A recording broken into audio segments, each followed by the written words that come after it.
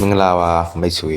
ကျွန်တော်ရဲ့ DPW Information Channel လေးမှာကြိုဆိုပါရစေ။ကဲဒါဆိုရင်ဒီဗီဒီယိုလေးကိုစလိုက်ကြရအောင်။ဒီလိုလိပ်စာကတ်လေးကို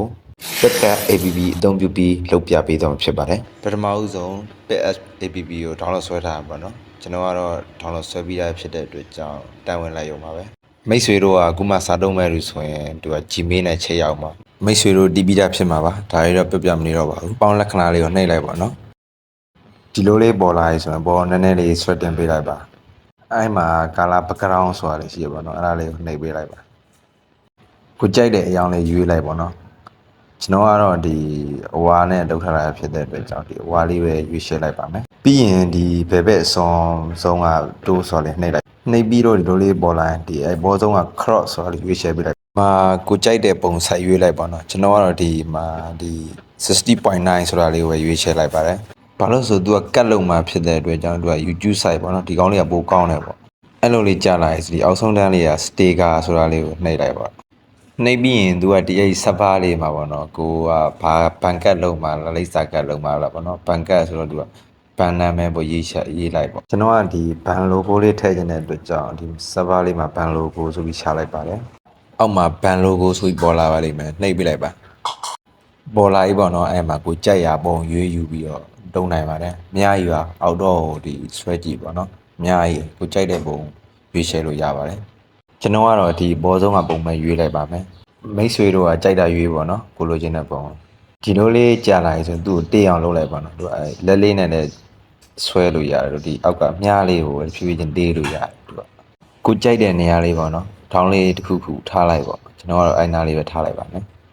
ထားပြီးပြီဆိုရင်နောက်ထပ်ပေါ့နော်ကိုဗန်ပုံလေးတွားယူမယ်ပေါ့နော်အစလိုပဲဒီ sticker လေးကိုတွားနှိပ်မယ်အဲ့ပေါ်မှာ server လေးမှာပေါ့နော်ကိုဗန်နာမည်ပေါ့ဥပမာမိတ်ဆွေတို့က SCB ဘန်ကတ်ဆိုရင်အဲ့ဒီ server လေးမှာ SCB logo ဆိုပြီးရှားလိုက်ပေါ့နော်အဲ့မှာတန်းပေါ်လာပါလိမ့်မယ်ကျွန်တော်ကတော့ကစီကွန်ဖြစ်တဲ့အတွက်ကြောင့်ကျွန်တော် K+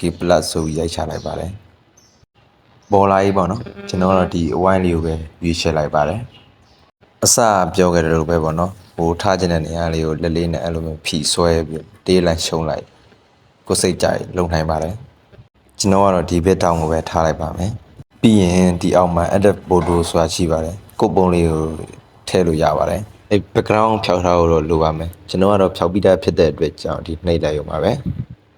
တကယ်လို့မိတ်ဆွေတို့က background ဖြောက်တတ်ဘူးဆိုလို့ရှိရင်ဒီကက်ကပ်မှာသွားပြီးတော့ဖြောက်လို့ရတယ်ပေါ့နော်မှာပေါ်နေတဲ့ remove background ဆိုတာလေးတွေကတုံးလို့မရပါဘူး तू ကပတ်စံထည့်ပြီးတုံးတယ်ဒူတွေမှာရတာပါ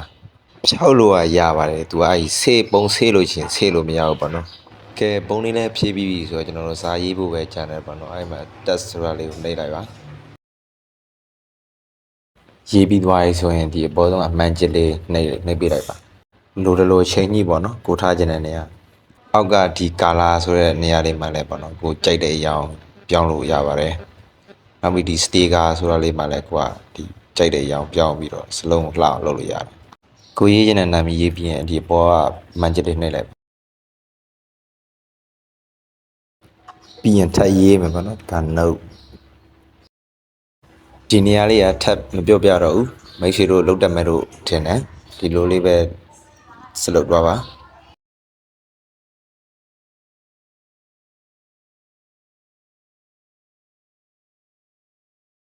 ပြီးရင် sticker တွေဝင်ပြီးမိမိတို့လိုအပ်တယ်လို့အရောင်ကာလာလိုက်ချိန်လိုက်ပါတော့စင်ပြေအောင်ကြည့်ကောင်းအောင်ပေါ့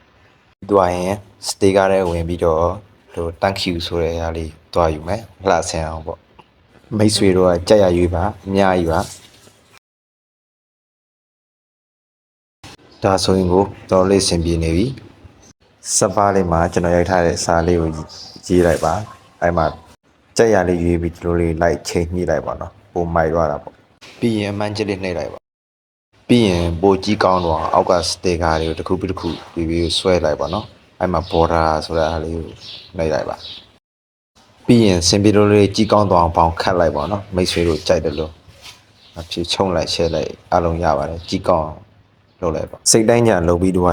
ဆိုလို့ရှိရင်ဒီအပေါ်မှာဆေ့ဆိုတဲ့အားလေးနှိပ်လိုက်နှိပ်ပြီးတော့ရင်ဒီအောက်က down ဆိုတဲ့နှိပ်လိုက်ပါနော်အဲ့ဒါဆိုရင်တော့ရတော့ပါပြီဒီဗီဒီယိုလေးကိုကြိုက်နေတယ်ဆိုရင် like and subscribe လုပ်ပေးဖို့မမေ့ကြပါနဲ့နော်